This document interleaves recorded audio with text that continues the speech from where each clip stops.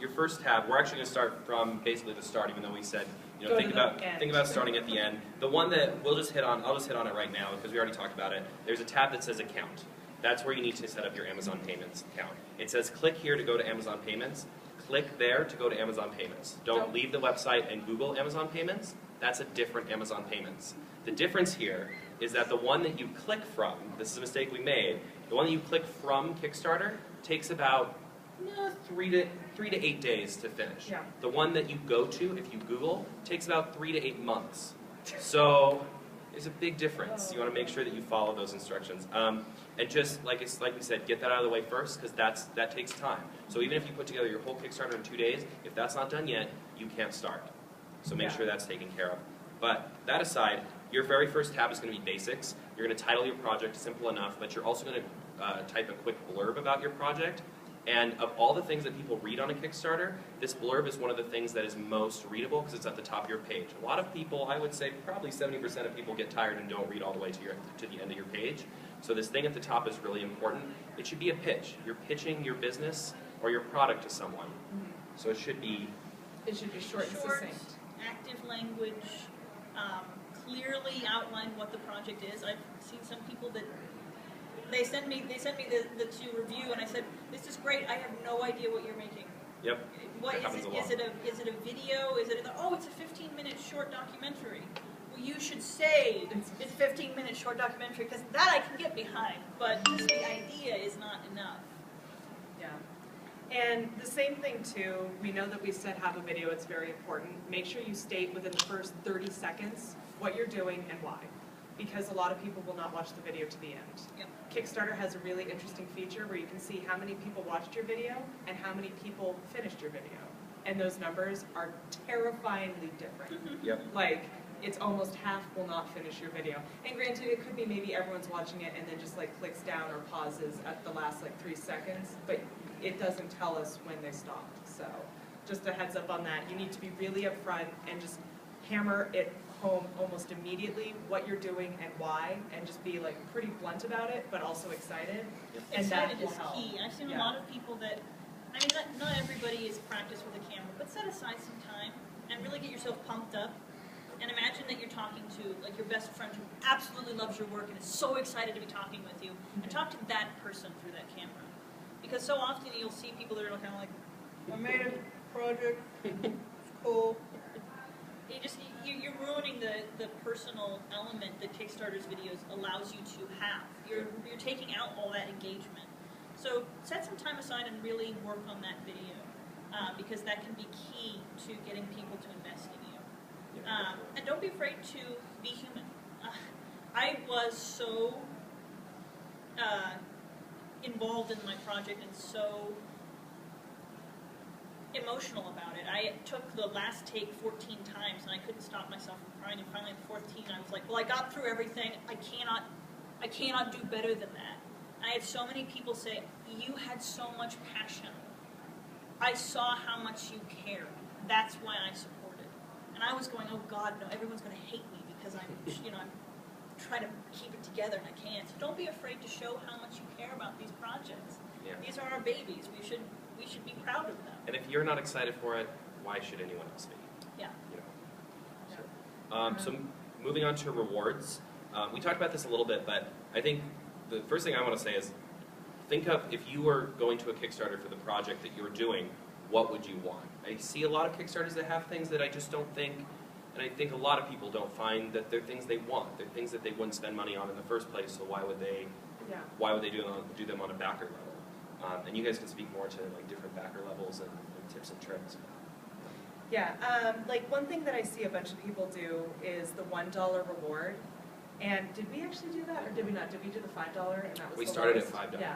Because the $1 reward, it's always stuff like you get a thank you, and it's like I always feel weird about that because I would thank everyone regardless of the support. And so you can do a $1 reward because some people just want to click the $1 reward and give you whatever amount that they want. But what I've seen be a lot more successful is like, say you're offering a book, if you offer like $5 or $10 as like your lowest level, offering a digital version of that. So basically giving them a PDF version instead of the physical copy because they're still getting something. Same with like, I've seen documentaries and video projects do a low quality digital download at lower levels, things like that, where you don't have to be a huge backer, but there is at least something other than a, hey, thanks. Yeah. Because you should be saying thank you so much to everyone that supports you. Right. I just feel like there's a lot of pressure for a lot of Kickstarters to have that $1 reward, though. I mean, Because when I that's a look choice. through, I see a lot of people have that, and I kind of go, but you're wasting a level. Because when you start thinking about that 8 to 10 or 8 to 12 level, like, sweet spot, like, you're almost wasting a level having that $1. And that sounds really mean and snarky from me, but you have to remember, a percentage of that is going away from the Kickstarter fee and the Amazon fee. You're seeing 50 And cents from it. so, yeah, you're basically losing, you know, a percentage of money from that. And it's just, I mean, it just, I don't know, like for me, if someone's going to back you, they're going to back you at 5 or above. Because I don't think we even had a person complain, like, why don't you have a dollar we didn't have backer any level? And here's the other difference. If we had had a $1 thing that was like, here's a thank you, it could have just been that. That was the end of it. They got a thank you. But at our $5 reward, they're getting a digital download. Yeah. And they're more We have invested. a reader. Yeah, Now we they're have more someone. invested. Yeah. Now we have someone that's actually going to get the story, the first chapter, can read it, and be invested in it rather than a quick thank you and then it's over. The upside is if you do happen to have somebody that really wants that level, you can add levels during the campaign. Mm-hmm. You are not completely locked in.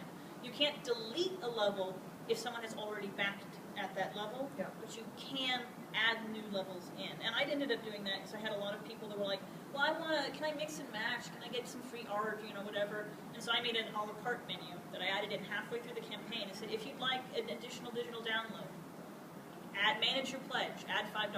And that actually, we should talk about that community. Sure, let's talk about it. Managing pledges is a great way to, near the end, up things. Because on Kickstarter, someone can go in and change their pledge level at any time. Mm-hmm. So you can send out a reminder halfway through to say, hey, I added in a new incentive, or I added in a new level. If you'd like to manage your pledge, you can increase it now. And I've seen several friends that by that point, somebody's excited, they've been seeing your updates, they're tracking their progress, and then they might go, I got $5 extra. Or hey, wow, that'd be cool. They didn't have that when I started. I'll take that level instead. And a lot of Kickstarters will have kind of a midway incentive to increase existing pledges, and that can also be a great source to boost your levels. Because what you're going to see in most cases, and this isn't across the board, but in most cases you'll see a reverse bell curve of support. So when you first come out, you're going to have this huge boom. I think I covered like 40% of my cost the first day.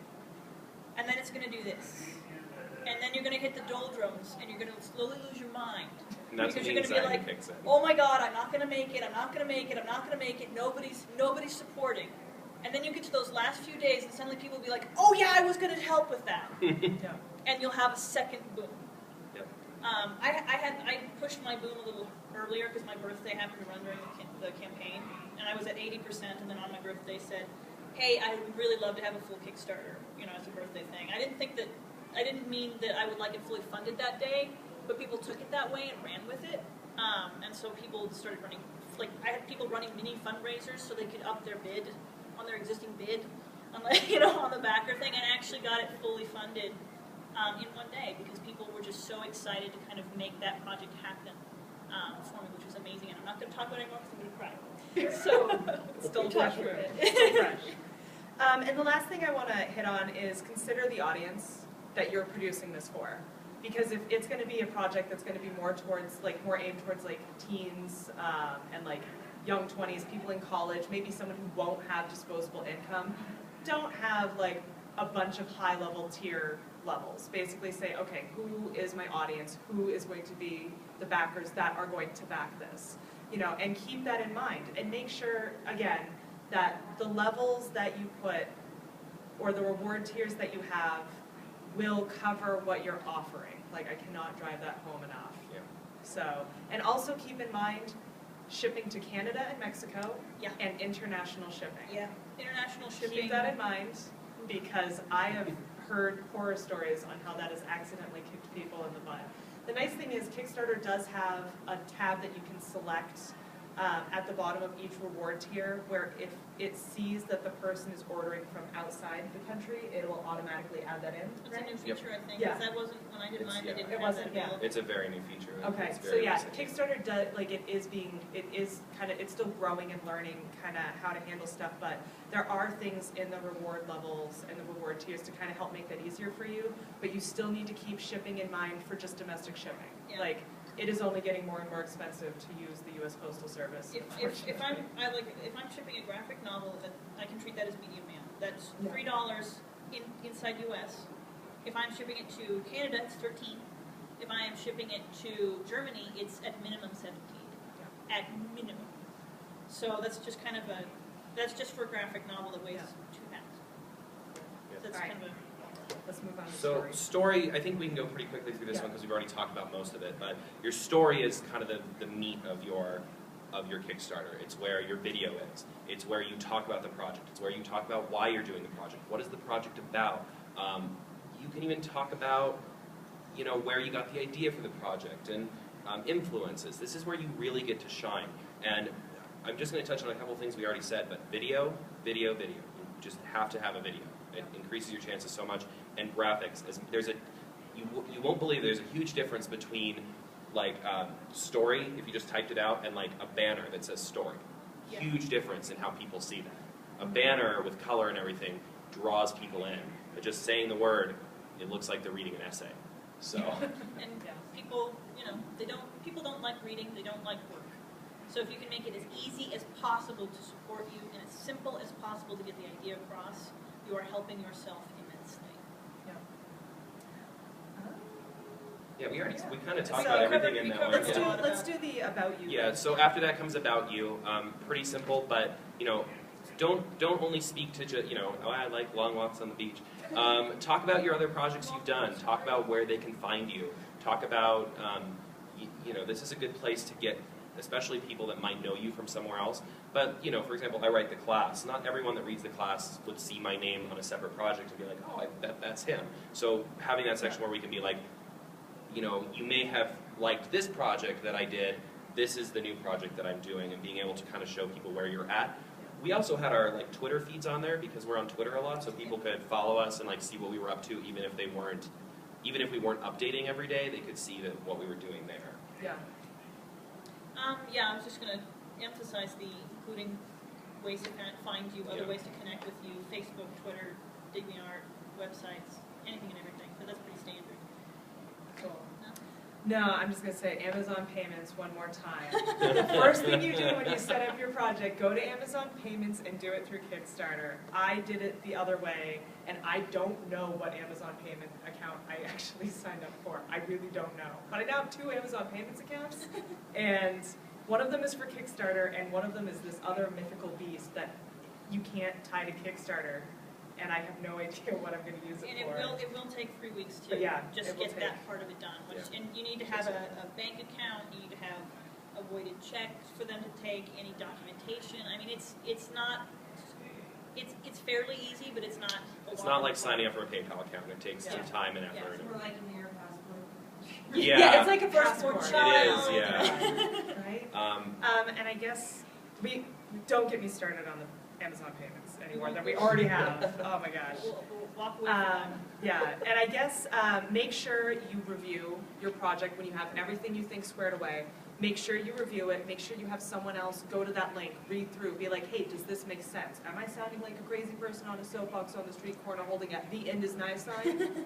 No? All right, cool. Make sure that a fresh pair of eyes looks over your stuff and it makes sense to them, because you're going to get so close to it, you won't be able to see the forest through the trees after a moment. Yeah. You just get really involved. And also, because we didn't touch on this, make sure that they go through the guidelines and double check to make sure that you have adhered to the guidelines. Yeah. There are restrictions on what you can offer for rewards. There's restrictions on the type of content that you can have, and they're adding new restrictions all the time. Yes. Because this is a changing business for them, and they're trying to maintain, Kickstarter is trying to maintain their brand and what they want to do with their company. So they are adding new information all the time. So I'm going to have to double check all those things when I do my second Kickstarter, because it's already changed. In between when I did mine in October and you guys did yours, it changed. Yep. So that's a pretty big thing to do. All right. What time are we at, real quick?